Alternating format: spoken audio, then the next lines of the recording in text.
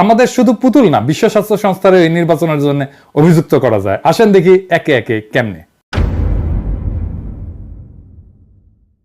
পুতুল নির্বাচিত হওয়ার আগে আমি একটা ভিডিও করেছিলাম, আপনাদের মনে আছে নিশ্চয়ই, এই যে এটা আপনারা দেখে নিতে পারেন। বাংলাদেশের উচিত বিশ্ব স্বাস্থ্য সংস্থার কাছে একটা আনুষ্ঠানিক কূটনৈতিক নোট পাঠানো।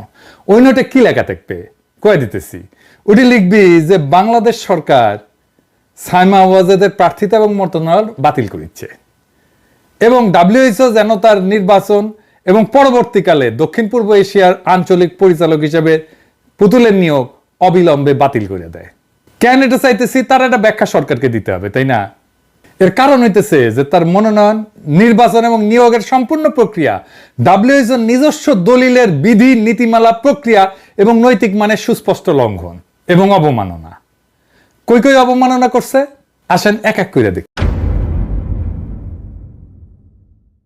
তিনটা